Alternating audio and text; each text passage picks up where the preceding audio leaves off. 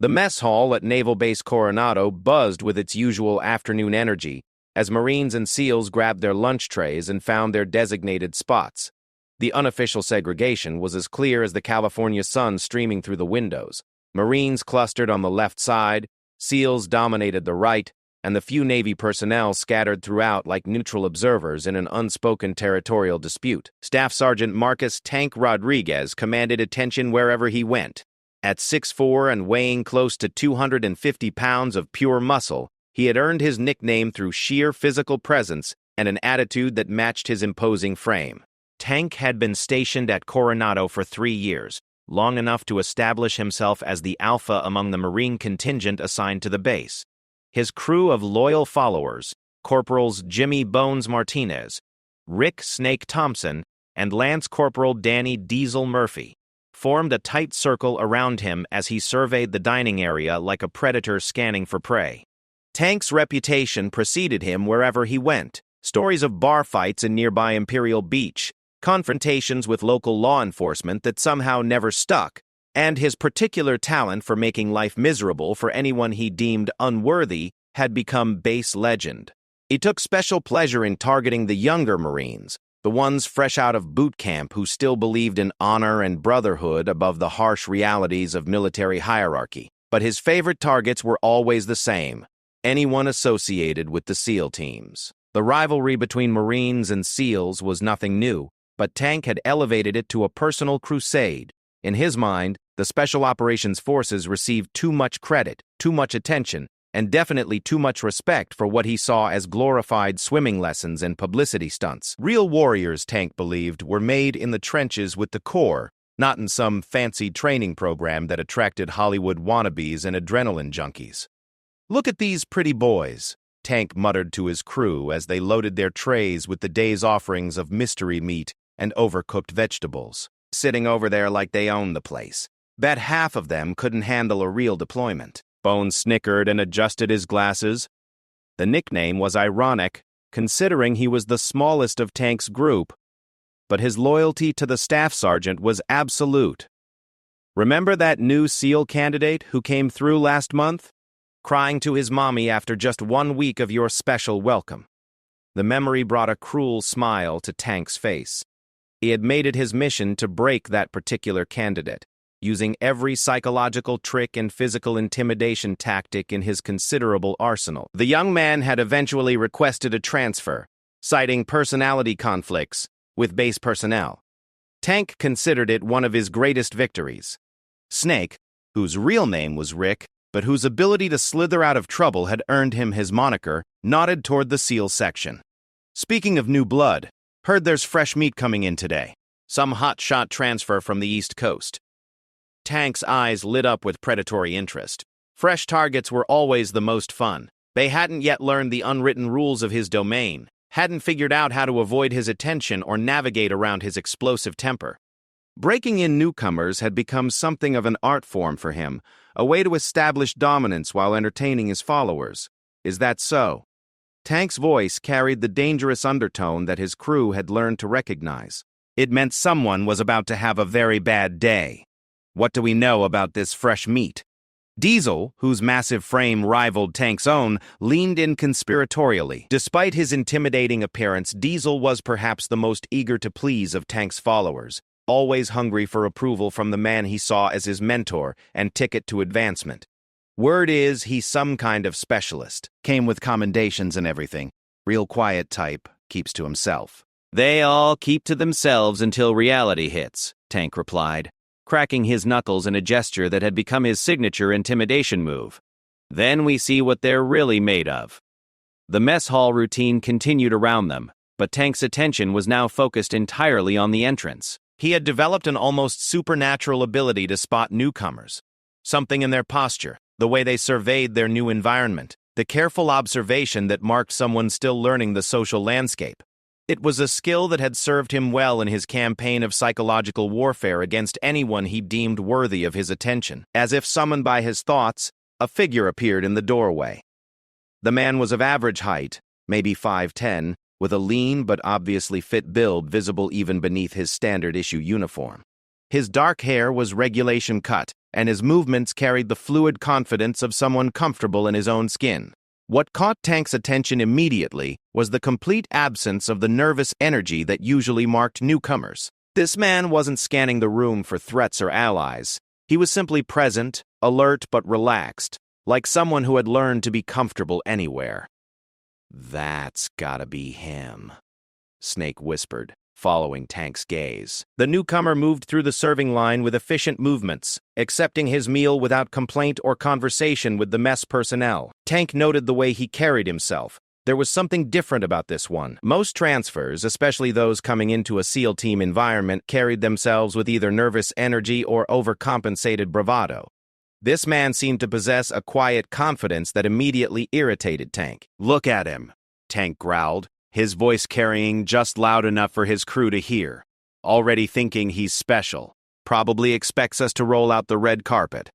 The stranger completed his trip through the serving line and turned to survey the seating options.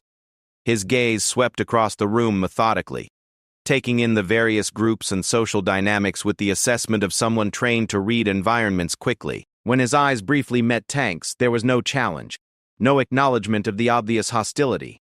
Just a moment of neutral contact before moving on. This lack of reaction infuriated Tank more than any show of fear or defiance would have. In his experience, people responded to his presence in predictable ways. They either backed down immediately, tried to stare him down in a futile show of bravado, or pretended not to notice while obviously being intimidated. This newcomer had done none of those things. He had simply looked, processed, and moved on as if Tank was just another piece of furniture in the room. "He's heading for the SEAL section," Bones observed unnecessarily. Tank watched as the stranger approached a table where several SEAL team members were seated. The reception was immediate and welcoming. Handshakes, introductions, space made at the table. Tank nodded. The easy way the newcomer integrated into the group. The comfortable laughter that followed his introduction. The way the other SEALs seemed to immediately accept him as one of their own. "Look at them," Tank snarled. Like a bunch of schoolgirls welcoming the new pretty boy. Probably telling him how special and important he is. How much harder their training is than everyone else's. Diesel shifted uncomfortably in his seat. "Maybe we should just let this one settle in first, Tank. Feel him out before we make any moves." Tank's head snapped toward his subordinate, eyes flashing with anger. "Did I ask for your tactical advice, Diesel? The whole point is to hit them before they get comfortable, before they start thinking they belong here." The rebuke was sharp enough to make Diesel shrink back. But Tank was already refocusing on his target.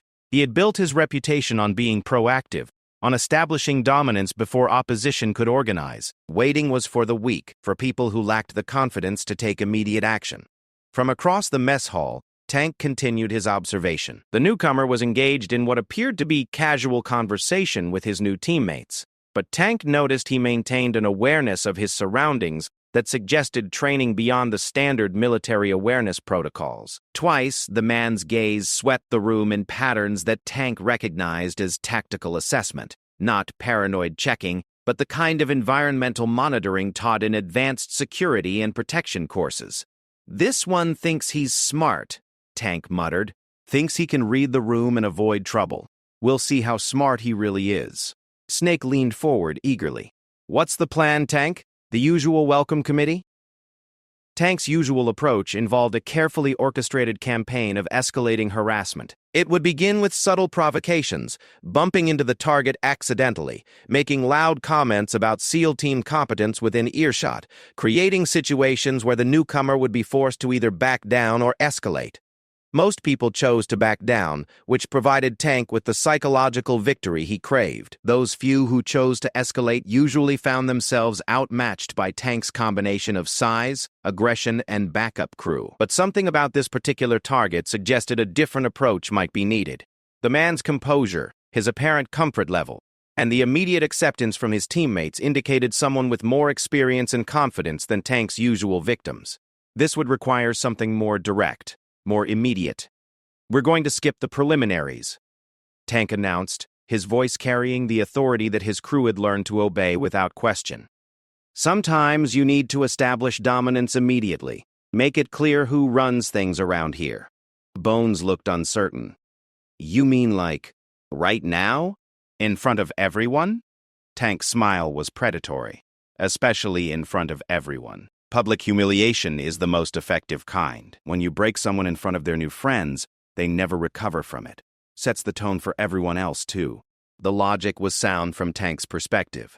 His reputation had been built on public displays of dominance, moments where his willingness to escalate beyond what others considered reasonable had established his position in the base hierarchy. Other Marines gave him space because they had witnessed what happened to those who didn't. SEAL team members avoided direct confrontation because they had seen the consequences for those who tried. As Tank formulated his plan, he couldn't help but feel a familiar surge of anticipation. This was what he lived for, the moment of confrontation, the test of wills that would determine pecking order. He had never lost one of these encounters, had never backed down or been forced to retreat. His size, his aggression, and his willingness to take things further than his opponents expected had served as an unbeatable combination. "All right, here's what we're going to do," Tank began, his voice dropping to the conspiratorial tone he used when planning his more dramatic interventions. "We're going to pay our new friend a visit, welcome him to the base personally, make sure he understands how things work around here." The plan was simple but effective. Tank would approach the SEAL table under the pretense of introducing himself, using his physical presence and tone to make it clear that this was not a friendly social call. He would make some comment about base hierarchy, about Marines being the real backbone of the operation, designed to provoke a response. If the newcomer backed down immediately, the humiliation would be complete. If he tried to stand up for himself, Tank would escalate until the situation reached a point where the newcomer would be forced to either retreat or face physical consequences he wasn't prepared for. "Remember," Tank instructed his crew, "this is about establishing respect. We're not trying to start World War III, just making sure everyone understands their place." It was a familiar refrain, one that Tank used to justify his behavior while maintaining plausible deniability. He never technically started fights, he simply created situations where others were forced to either submit or defend themselves. When they chose submission, he gained a psychological victory. When they chose to fight back, he had the size and backup to ensure the outcome favored him. As Tank and his crew rose from their table, conversations in the immediate vicinity quieted. Other base personnel had learned to recognize the signs when Tank was preparing for one of his demonstrations. Some looked away, not wanting to be associated with whatever was about to happen. Others watched with morbid curiosity, wondering who had drawn Tank's attention this time. The walk across the mess hall felt longer than usual to Tank's followers, though Tank himself moved with his characteristic swagger. He had done this enough times that the routine felt almost ritualistic. The approach, the confrontation, the establishment of dominance. What made this particular encounter feel different was the target's apparent lack of concern about Tank's approach. Most people, even experienced military personnel, showed some sign of tension when they realized Tank was heading their direction. A straightening of posture, a pause in conversation, a subtle shift in body language that indicated awareness of potential threat. The newcomer continued his conversation with his tablemates as if Tank's approach was of no consequence whatsoever. This lack of reaction was both intriguing and infuriating to Tank. In his experience, people who didn't show appropriate respect for his presence were either incredibly naive or incredibly dangerous. The newcomer didn't strike him as naive, which left the other possibility. But Tank had built his reputation on being more dangerous than anyone else on base, and he wasn't about to let some SEAL transfer challenge that position. As they drew closer to the SEAL table, Tank could hear fragments of conversation. The newcomer was telling a story about some training exercise, his voice calm and conversational, with none of the bravado that Tank associated with people trying to impress their new teammates. There was something about the man's tone, a quiet authority that suggested someone accustomed to being listened to and respected. The SEAL team members at the table had noticed Tank's approach, their conversation gradually trailing off as they recognized the potential for trouble. Tank could see the subtle shift in their body language, the way they prepared for whatever confrontation Tank was planning to initiate. But the newcomer continued talking, either unaware of or unconcerned by the approaching storm. Tank stopped directly behind the newcomer's chair, close enough that his shadow fell across the table. The mess hall around them had grown noticeably quieter, conversations dying as people sensed the tension building in their section. This was the moment Tank loved most, the anticipation, the knowledge that everyone was watching, the certainty that he was about to demonstrate his dominance once again. "Excuse me," Tank said, his voice carrying just enough volume to ensure everyone nearby could hear. "I don't believe we've been introduced." The newcomer's response to Tank's presence was unlike anything Tank had experienced in his 3 years of establishing dominance at Coronado. Without turning around immediately, the man finished his sentence to his table-mate, took a deliberate sip of his coffee, and only then slowly rotated in his chair to face Tank. The movement was unhurried, controlled, and spoke of someone who had faced intimidation before and found it wanting. Staff Sergeant Rodriguez, the newcomer said, reading Tank's name tape with the same casual interest someone might show when checking the time. I'm Chief Petty Officer Jake Sullivan. His voice carried no trace of nervousness, no acknowledgement of the tension that had settled over the immediate area like a thick fog. Tank felt his first moment of uncertainty. The newcomer had used his rank correctly, showed no sign of being intimidated, and most unnervingly, had somehow known Tank's name without any introduction.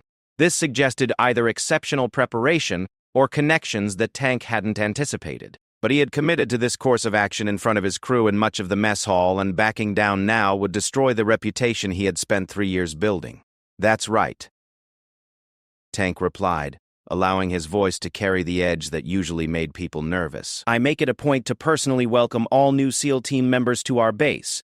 Want to make sure everyone understands how we do things here. Sullivan stood up slowly, and Tank realized his second surprise of the encounter. While the newcomer wasn't particularly tall or obviously muscular, there was something in his posture that suggested coiled strength. He moved like someone who had spent considerable time learning to use his body as a weapon, with the kind of fluid grace that came from extensive combat training. More importantly, he stood without any of the defensive positioning that Tank's presence usually triggered in others. That's very thoughtful of you, Sullivan said, and Tank couldn't detect any sarcasm in his tone. I appreciate the hospitality. This seems like a good base with professional people. The response was perfect in its neutrality, giving Tank nothing to grab onto for escalation, while simultaneously refusing to show the submission he was looking for. It was the kind of verbal aikido that suggested extensive experience in dealing with aggressive personalities. Tank felt his irritation growing, but he was committed to the confrontation now. Professional is important, Tank agreed, stepping closer to invade Sullivan's personal space. We work hard to maintain certain standards around here. Make sure everyone pulls their weight, follows the chain of command, respects the people who've been here longest. The SEAL team members at the table had grown very quiet, watching the exchange with the kind of focused attention that preceded either violence or retreat. Tank could see Bones and Snake positioning themselves for backup if needed, while Diesel looked increasingly uncomfortable with the situation. Around them, the mess hall had developed that particular quality of attention that came when everyone was trying to watch without appearing to stare. Sullivan nodded thoughtfully, as if considering Tank's words with genuine interest. Standards are definitely important. I've found that the best units are the ones where everyone focuses on mission accomplishment rather than politics or personal agendas. The comment could have been taken as an innocent observation, but Tank caught the subtle implication. Sullivan was suggesting that Tank's behavior represented politics and personal agenda rather than legitimate leadership or standards enforcement. It was a sophisticated verbal counterattack that managed to challenge Tank's position without providing an obvious target for escalation. Tank felt his temper beginning to flare. He was accustomed to dealing with people who either cowered immediately or responded with obvious aggression. Sullivan's calm competence and subtle verbal sparring were outside his normal experience, and the unfamiliarity was making him increasingly angry. But anger had always been Tank's most reliable tool, and he decided to lean into it. Mission accomplishment, Tank repeated, allowing his voice to carry the skeptical tone he usually reserved for discussing SEAL team capabilities. That's interesting, coming from someone whose mission seems to be swimming around and looking pretty for the cameras. The insult was designed to provoke a defensive response, to make Sullivan either back down or escalate to the point where Tank could justify more aggressive action. Instead, Sullivan smiled slightly, and Tank realized he was dealing with someone who had heard every possible variation of anti-SEAL sentiment and had developed immunity to such provocations. I can see why you might think that, Sullivan replied conversationally. Media coverage of special operations tends to focus on the dramatic stuff rather than the boring reality. Most of what we do is pretty mundane, actually. The response was maddeningly reasonable, acknowledging Tank's criticism without accepting the insult or providing ammunition for further escalation. Tank realized he was dealing with someone who had been trained not just in physical combat, but in managing confrontational personalities. The thought that Sullivan might be employing deliberate psychological tactics against him was both professionally impressive and personally infuriating. Tank decided to abandon subtlety entirely. Mundane, huh? Must be nice to have such easy assignments while the real Marines handle the heavy lifting. Tell me, Sullivan, how many real deployments have you been on? How many times have you actually had to prove yourself when things got serious? The question was designed to put Sullivan on the defensive, to force him to either admit inexperience or boast about his record in a way that would make him look arrogant to the watching crowd. Tank had used variations of this approach successfully many times, putting people in positions where any response made them look bad. For the first time since the conversation began, Sullivan's expression shifted slightly, not toward anger or defensiveness, but toward something that might have been assessment. He studied Tank's face for a moment with the kind of attention that made Tank suddenly aware that he was being evaluated by someone with considerable experience in reading people under stress. "I've been deployed," Sullivan said simply. "Enough to know that the most dangerous people are usually the ones who don't feel the need to prove it to strangers in mess halls." The comment hit Tank like a physical blow. Not only had Sullivan refused to be drawn into the trap of either defensiveness or boasting, he had turned the challenge back on Tank in a way that suggested Tank's need to prove dominance was itself a sign of weakness. Worse, he had done it in a way that was clear to everyone listening without being overtly insulting. Tank felt his face flushing with anger. The conversation was not going as planned, and his crew was watching him struggle to maintain control of a situation that should have been straightforward. Around them, the mess hall audience was witnessing Tank's failure to intimidate his target, which threatened the very foundation of his position in the base hierarchy. Is that right? Tank's voice was getting louder now, losing the controlled menace he preferred for the raw anger that preceded his more extreme actions.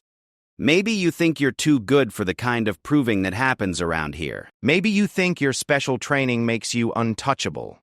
Sullivan's teammates at the table were growing increasingly tense, recognizing that the situation was escalating beyond verbal sparring. Tank's crew was also preparing for whatever came next, their body language shifting from casual observation to readiness for action. The mess hall around them had grown significantly quieter, conversations dying as people recognized the signs of impending violence. "I think," Sullivan said carefully, "that we're both professionals who serve the same country. I'm not looking for any kind of trouble, Staff Sergeant. I'm just here to do my job." It was another perfect response, reasonable and non-confrontational while refusing to submit to Tank's intimidation. But Tank was beyond caring about perfect responses. His reputation was being challenged in public, his authority was being questioned, and his usual tactics were proving ineffective.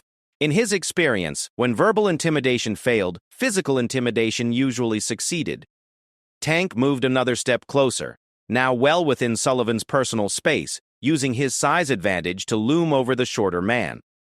"See, that's the problem with you SEAL types, always thinking you're above the normal rules, always trying to take the high road when real men are talking."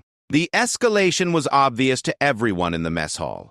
Tank was preparing to either provoke a physical response or force Sullivan to back down through pure physical intimidation. It was a tactic that had worked consistently for 3 years, relying on the fact that most people would choose retreat over a physical confrontation with someone of Tank's size and obvious willingness to use violence. Sullivan looked up at Tank without stepping back, and for the first time in the conversation, Tank saw something in his eyes that made him reassess the situation. There was no fear, no anger, no frustration, just a kind of calm calculation that suggested someone measuring distances and assessing options. It was the look of someone who had been in dangerous situations often enough to evaluate threats automatically. "You're right," Sullivan said quietly. I'm thinking that you're trying very hard to start a fight with someone you don't know anything about. I'm thinking that's usually not a smart approach to problem solving." The words were delivered without heat, but they carried an undertone that made Tank's crew exchange glances. There was something in Sullivan's voice that suggested he wasn't just refusing to be intimidated, he was genuinely unimpressed by Tank's display of aggression. It was the tone of someone who had faced real danger and found Tank's posturing inadequate by comparison. Tank felt the situation slipping away from him entirely. He had escalated to the point where backing down would represent a complete loss of face, but Sullivan's calm competence was making it clear that further escalation might not go as Tank expected. For the first time in 3 years, Tank found himself facing someone who seemed genuinely unafraid of him. The silence stretched for several seconds, with the entire mess hall waiting to see what would happen next. Tank's crew was ready to support whatever action he chose, but Tank could see uncertainty in their eyes. They were accustomed to quick victories, to targets who either submitted immediately or proved easy to overwhelm. Sullivan represented something new and potentially dangerous. Tank made his decision. If psychological intimidation and physical presence weren't working, he would have to resort to direct action. He had never lost a confrontation at Coronado, and he wasn't about to start with some transfer who thought special operations training made him untouchable. "You know what, Sullivan?" Tank's voice carried the dangerous quiet that usually preceded his most extreme actions. "I think you and I need to have a more private conversation about respect and how things work around here." The threat was unmistakable. Tank was suggesting they take the confrontation somewhere without witnesses, where his willingness to use violence would have fewer constraints. It was his ultimate escalation, the point where he moved from psychological warfare to the promise of physical consequences. Sullivan's response was to smile slightly, and Tank realized with growing unease that the expression didn't reach his eyes. "If you think that's necessary, Staff Sergeant, but I should probably mention something first." Tank felt a moment of uncertainty. In his experience, people facing the prospect of isolated confrontation with him either backed down immediately or started showing signs of panic. Sullivan seemed, if anything, more relaxed than he had been throughout the conversation. "What's that?"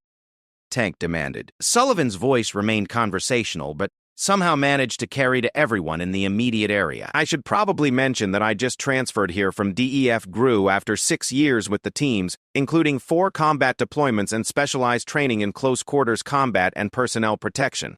I'm not trying to impress anyone or prove anything, but I thought you should know what you're getting into if you really want to take this further." The revelation hit Tank like cold water. DEV GRU, SEAL Team 6, represented the absolute elite of Special Operations Forces. Personnel protection training meant Sullivan had been trained to deal with exactly the kind of aggressive confrontation Tank was threatening. 4 combat deployments suggested someone who had faced real violence and emerged successful. Tank suddenly realized he might have chosen the worst possible target for his intimidation tactics. But Tank had committed to the confrontation in front of his crew and much of the mess hall. Backing down now, especially after learning about Sullivan's background, would destroy his reputation completely. He was trapped by his own escalation, forced to follow through on threats that suddenly seemed much more dangerous than he had anticipated. The mess hall had grown completely silent now, everyone understanding that they were witnessing something unprecedented. Tank's usual victims had been junior personnel or transfers without significant combat experience. Sullivan represented a completely different category of potential opponent, and everyone present understood the implications. Tank felt sweat beginning to form on his forehead as he realized the impossible position he had created for himself. His entire reputation was built on being the most dangerous person on base, the one nobody wanted to challenge. If Sullivan proved more dangerous than Tank, everything Tank had built would collapse in a single confrontation. But there was no way back now. The confrontation had gone too far, attracted too much attention, involved too much posturing for Tank to retreat with any dignity intact. He would have to follow through on his threats and hope that his size and aggression could overcome Sullivan's training and experience. "That's real impressive," Tank said, his voice carrying false confidence. "Let's see how all that fancy training works in the real world." What happened next would become legendary in the mess hall of Naval Base Coronado, though the details would be debated and embellished for years to come. Tank, committed to his course of action and unable to back down without destroying his carefully cultivated reputation, decided to make his move with the same overwhelming aggression that had served him so well in previous confrontations.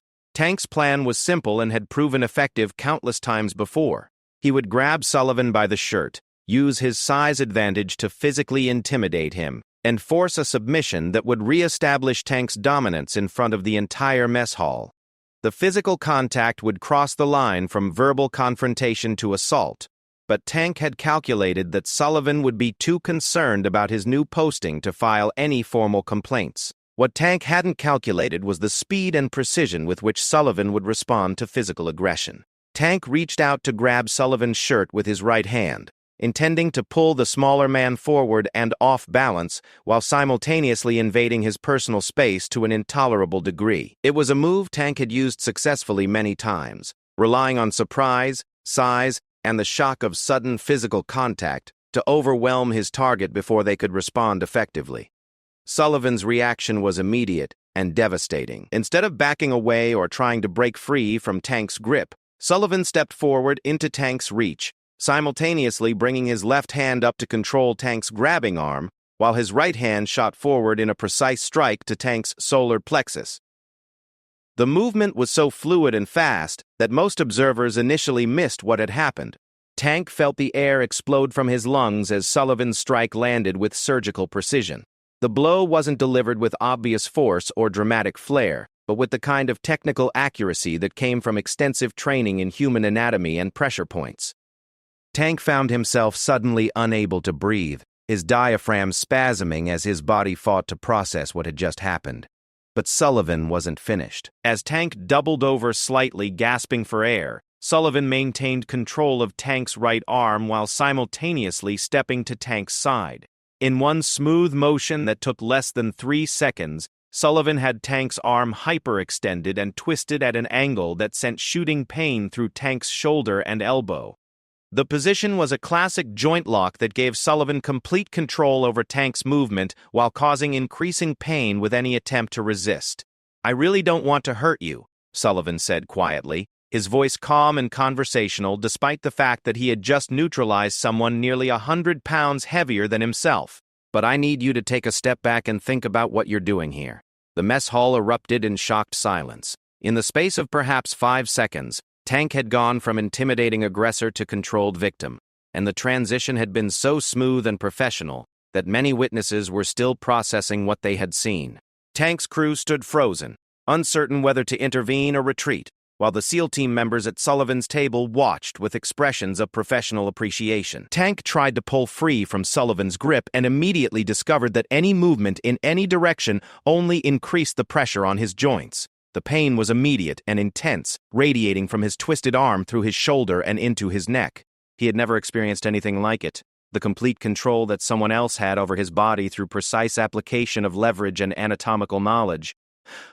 "Let go of me," Tank managed to gasp. His voice strained as he fought to breathe normally while dealing with the pain in his arm. "I will," Sullivan replied, maintaining his calm tone while keeping perfect control of the joint lock. "As soon as you convince me that you're going to make smart decisions about how this situation ends." The response was measured and professional, but it carried an undertone that made Tank realize he was dealing with someone who had used these techniques in life-or-death situations. This wasn't someone showing off martial arts moves learned in weekend classes. This was someone who had been trained to control dangerous people as part of his professional duties. Tank tried again to break free, putting his considerable strength against Sullivan's technique, and again found that resistance only increased his pain and Sullivan's control. The joint lock was applied with the kind of scientific precision that made raw strength irrelevant. Tank was beginning to understand that he had seriously misjudged the situation. "Staff Sergeant," Sullivan continued, his voice still conversational despite the fact that he was physically controlling someone much larger than himself, "I think we can both agree that this has gone far enough. I'm going to let you go, and you're going to walk away from this table. We're both going to pretend this was just a misunderstanding between professionals." The offer was generous, giving Tank an opportunity to retreat with minimal loss of face. But Tank's mind was reeling from the speed with which the situation had reversed itself.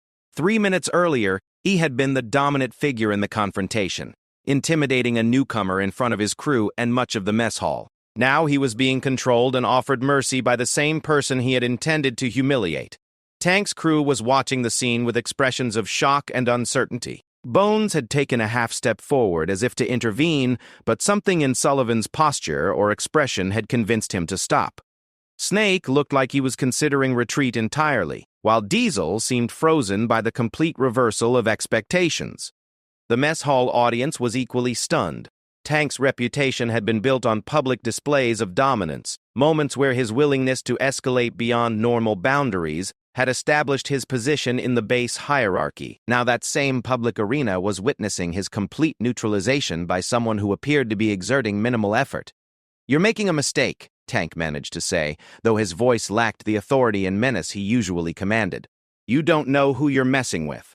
Sullivan's response was to apply slightly more pressure to the joint lock, sending a fresh wave of pain through Tank's arm and shoulder. The increase was minimal but unmistakable, a clear demonstration that Sullivan was in complete control of the level of discomfort Tank experienced. "Actually, I do know who I'm messing with," Sullivan replied calmly. "You're Staff Sergeant Marcus Rodriguez. You've been stationed here for 3 years, and you've built a reputation for intimidating people who can't defend themselves effectively. The question is whether you know who you're messing with." The statement carried a quiet authority that made Tank realize Sullivan had indeed done his homework. The newcomer had arrived at Coronado with full knowledge of Tank's reputation and behavior patterns, and had still chosen to engage rather than avoid confrontation. This suggested a level of confidence and capability that Tank was only beginning to understand. Tank felt his anger flaring again despite his disadvantageous position.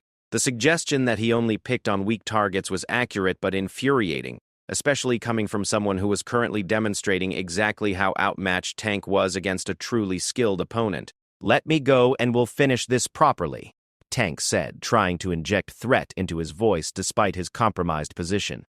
Sullivan considered this for a moment, and Tank could see him weighing options with the kind of tactical thinking that came from extensive experience in dangerous situations. When Sullivan spoke again, his tone carried a finality that made Tank's blood run cold. "No, I don't think we will," Sullivan said. "See? Staff Sergeant, I've seen guys like you before. In combat zones, in training environments, in civilian life after people get out. You're what we call a garrison warrior, someone who's dangerous in controlled environments against people who can't fight back, but who folds when faced with real opposition." The assessment was delivered without heat or personal animosity, but with the kind of clinical accuracy that made it devastating. Sullivan was diagnosing Tank's psychological profile based on his behavior, and doing so in front of an audience that included Tank's crew and much of the mess hall. "You've never been in real combat," Sullivan continued, maintaining his control of Tank while speaking in a conversational tone. "You've never had to face someone who was actually trying to kill you. All your aggression, all your intimidation tactics, they're compensating for the fact that you know you're not the real thing." Tank felt something break inside him at the words. Not physically, but something fundamental to his self-image and carefully constructed persona. Sullivan was stripping away the mythology Tank had built around himself, revealing the insecurities and inadequacies that Tank had spent 3 years trying to hide through displays of dominance. "That's why you pick on junior personnel and newcomers," Sullivan went on, his voice still calm but relentless, "because experienced operators can see right through you. They can tell the difference between someone who's been tested and someone who's just playing soldier." The mess hall around them had grown completely silent, everyone understanding that they were witnessing not just a physical confrontation but a psychological dismantling. Tank's entire reputation was being methodically destroyed in front of the very audience he had used to build it. Tank tried once more to break free from Sullivan's control, putting everything he had into the attempt. The result was a fresh wave of pain that made him gasp audibly, followed by Sullivan's calm voice offering what sounded like genuine advice. "Stop fighting it, Staff Sergeant. You're only making it worse for yourself." The words carried multiple meanings, applying both to Tank's current physical situation and to the broader confrontation he had initiated. Tank was beginning to understand that continuing to resist would only result in further humiliation, but his pride was making it difficult to accept the inevitable. Around them, Tank could hear whispered conversations as people processed what they were witnessing. His crew looked stunned and uncertain, clearly unprepared for the possibility that their leader could be so completely outmatched. The SEAL team members at Sullivan's table watched with professional interest, recognizing the techniques being employed and appreciating their precise application. Tank felt his world shifting as the reality of his situation became undeniable. For 3 years, he had been the apex predator in the base ecosystem, the person everyone else worked to avoid or appease. In less than 10 minutes, Sullivan had reduced him to a controlled and helpless figure, demonstrating that Tank's reputation had been built on a foundation of carefully selected victims rather than genuine capability. The realization was crushing, not just because of the immediate humiliation, but because of what it meant for Tank's future at Coronado. His authority had been built on fear and respect for his physical dominance. Once word of this encounter spread, and it would spread quickly in the closed environment of a military base, Tank would find himself dealing with people who no longer saw him as dangerous or untouchable. "Are you ready to make some better decisions?" Sullivan asked, and Tank could hear genuine patience in his voice. "Because I can keep this up as long as you want, but I think we'd both prefer to end this situation professionally." Tank felt his resistance crumbling as the full implications of his situation became clear. He was trapped, controlled, and being offered a way out that would minimize his humiliation. The alternative was to continue fighting and risk even greater embarrassment in front of an audience that included his own crew. "Yeah," Tank managed to whisper. "Yeah, I'm ready." Sullivan released Tank's arm slowly and deliberately, maintaining his positioning in case Tank decided to attempt any retaliation. The release was as controlled and professional as everything else Sullivan had done, demonstrating that his restraint was a choice rather than an inability to continue the confrontation. Tank stood there for a moment, flexing his fingers and working his shoulder to restore circulation, while the reality of what had just happened settled over the mess hall like a heavy blanket. The silence was deafening. For nearly 30 seconds, nobody moved or spoke as everyone processed the complete reversal they had witnessed. Tank, the undisputed alpha of the base's Marine contingent, had been neutralized and controlled by someone he had intended to intimidate into submission. The psychological impact was immediate and far-reaching, touching everyone who had witnessed Tank's previous displays of dominance. Tank looked around the mess hall, seeing his situation through new eyes. The faces that had previously shown fear or respect now displayed curiosity, amusement, or in some cases, barely concealed satisfaction. His crew stood nearby, clearly uncertain about how to process their leader's defeat and what it meant for their own positions in the base hierarchy.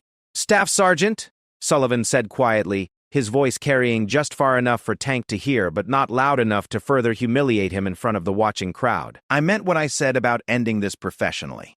No hard feelings, no grudges, no need for anyone to make a bigger deal out of this than it needs to be." The offer was generous to the point of being magnanimous. Sullivan was providing Tank with an opportunity to retreat with some dignity intact, to frame the encounter as a misunderstanding rather than a complete defeat. It was the kind of gesture that spoke to Sullivan's experience in managing volatile situations and difficult personalities. Tank nodded slowly, not trusting his voice to remain steady if he tried to speak. The adrenaline was beginning to wear off, leaving him with a strange combination of physical discomfort, psychological confusion, and something that might have been relief. For 3 years, he had lived with the constant pressure of maintaining his reputation through increasingly aggressive displays. For the first time in that period, someone had definitively established that Tank was not the most dangerous person in his environment. Sullivan turned back to his table and sat down, resuming his meal as if the entire confrontation had been a minor interruption rather than a life-changing event for Tank. The casual way he dismissed the situation was perhaps more devastating than any continued aggression would have been.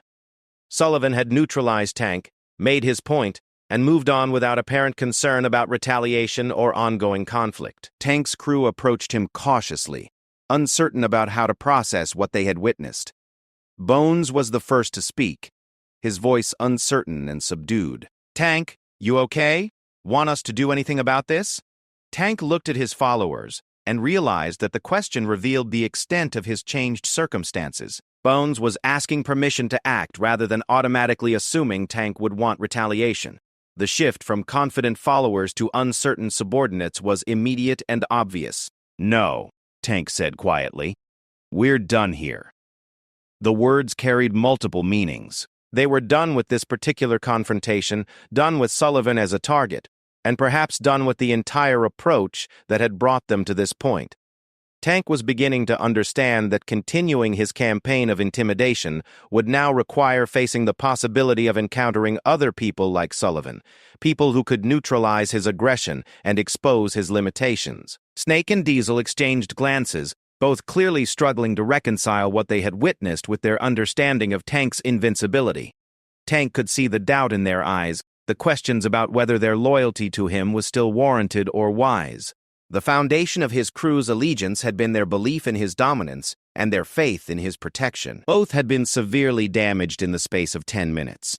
"Let's get out of here," Tank said, moving toward the exit without looking back at Sullivan's table. As they walked away, Tank could feel the eyes of the entire mess hall following them. Conversations were already starting.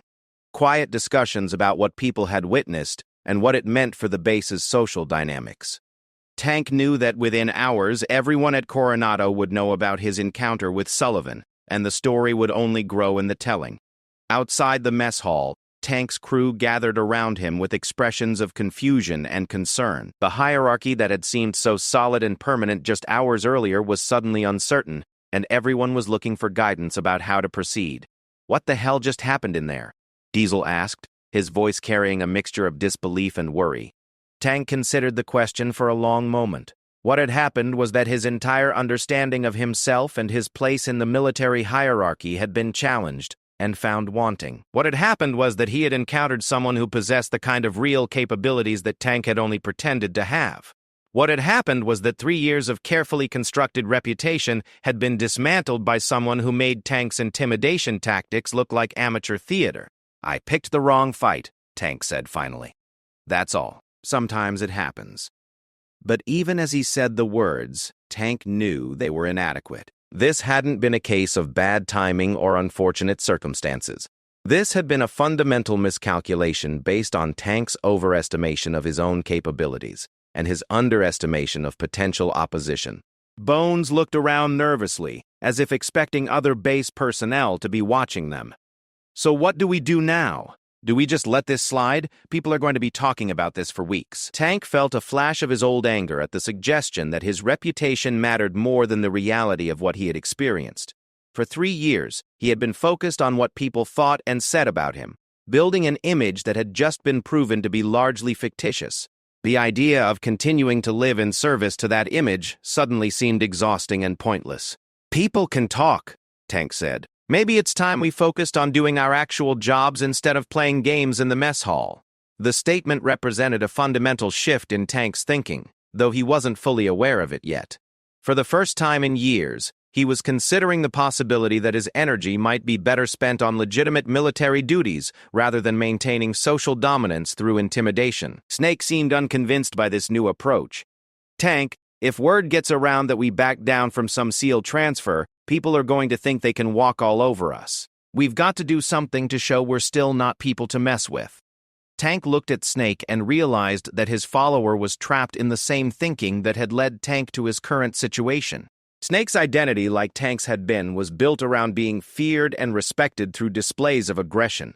The idea of earning respect through competence and professionalism was foreign to him. "Snake," Tank said quietly, "did you see what that guy did to me in there? In about 5 seconds, he had me completely controlled and helpless. If I had kept fighting, he would have put me in the hospital without breaking a sweat." The admission was difficult for Tank to make, but he was beginning to understand that accepting reality was preferable to living in denial. Sullivan had demonstrated capabilities that Tank simply didn't possess, and pretending otherwise would only lead to further humiliation, or worse. "So we just give up?" Diesel asked. "Just let everyone know that SEALs can push Marines around whenever they want?" Tank felt another flash of his old thinking, the tribal loyalty that had driven so much of his behavior at Coronado. But he was also remembering Sullivan's calm professionalism, his restraint in not humiliating Tank more than necessary, and his offer to end the situation without ongoing conflict. "That guy didn't push us around because he was a SEAL," Tank said slowly, working through the realization as he spoke. "He defended himself because I was acting like an idiot." There's a difference. The distinction was important, though Tank wasn't sure his crew understood it yet. Sullivan hadn't started the confrontation or escalated it beyond necessity. He had simply responded to Tank's aggression with overwhelming competence, demonstrating that Tank's reputation was based on carefully selected targets rather than genuine capability. Over the following days, Tank's prediction about the spread of the story proved accurate. The encounter in the mess hall became legendary at Coronado, with different versions emphasizing different aspects of what had happened. Some focused on the speed and precision of Sullivan's response, others on Tank's complete helplessness once Sullivan had established control, and still others on the professional way Sullivan had ended the situation. Tank found that his relationships with other base personnel had shifted dramatically. People who had previously gone out of their way to avoid him now treated him with casual indifference. Junior personnel who had once been afraid to make eye contact now interacted with him normally. Most significantly, other potentially aggressive personalities no longer saw him as competition for alpha status. The change was both humbling and liberating. For the first time in 3 years, Tank could walk through the base without constantly monitoring for challenges to his dominance or opportunities to reinforce his reputation. The mental energy he had spent on maintaining his image was suddenly available for other pursuits. Tank's crew gradually adapted to the new reality as well, though not without difficulty.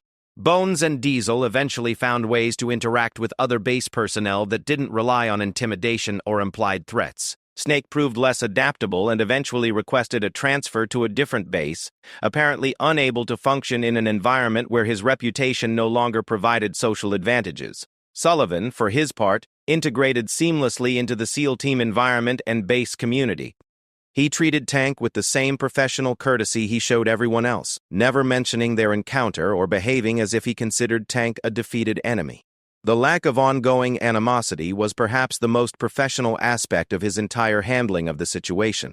3 months after their confrontation, Tank encountered Sullivan in the base gym during an off-duty training session. Tank had been working to improve his actual combat skills rather than relying on size and intimidation, and Sullivan was engaged in the kind of technical training that had made him so effective in their previous encounter. After some hesitation, Tank approached Sullivan during a break in his routine. The conversation that followed was brief but significant. "Sullivan," Tank said, his voice carrying none of the aggression that had characterized their first meeting. "Staff Sergeant," Sullivan replied neutrally. "I wanted to thank you," Tank said, the words coming easier than he had expected, "for handling things the way you did. You could have made it a lot worse for me." Sullivan considered this for a moment before responding. "We all make mistakes in judgment sometimes. The important thing is learning from them." "Yeah," Tank agreed. "I think I'm starting to figure that out." They parted on that note, two professionals who had reached an understanding about their respective roles and capabilities. Tank returned to his workout with a better understanding of what real strength looked like, while Sullivan continued his training with the quiet satisfaction of someone who had managed a difficult situation without creating lasting enemies. The mess hall at Naval Base Coronado eventually returned to its normal routine, but the dynamics had shifted permanently. Tank's former position as unofficial alpha had not been filled by another aggressive personality, but had simply dissolved into the more professional environment that Sullivan's presence seemed to encourage. Tank himself discovered that respect earned through competence and reliability was more satisfying than fear earned through intimidation. His military career continued, but with a focus on legitimate leadership rather than dominance games. He never again attempted to establish his position through confrontation, having learned that real capability spoke for itself without need for dramatic demonstration. The story of Tank's encounter with Sullivan became part of Coronado's informal history, told to newcomers as both entertainment and instruction. For some, it served as a reminder that appearances could be deceiving and that true capability often came without obvious advertisement. For others, it illustrated the difference between garrison warriors and genuine operators. Tank himself became a different kind of leader, one who understood that strength was best demonstrated through restraint and wisdom rather than aggression and intimidation. The lesson had been expensive in terms of his reputation and self-image, but had ultimately made him a better Marine and a better person. The mess hall continued to serve its meals, host its conversations, and maintain its informal social structures. But those who had witnessed Tank's transformation carried with them a better understanding of what real strength looked like, and how quickly artificial dominance could be exposed when challenged by genuine competence.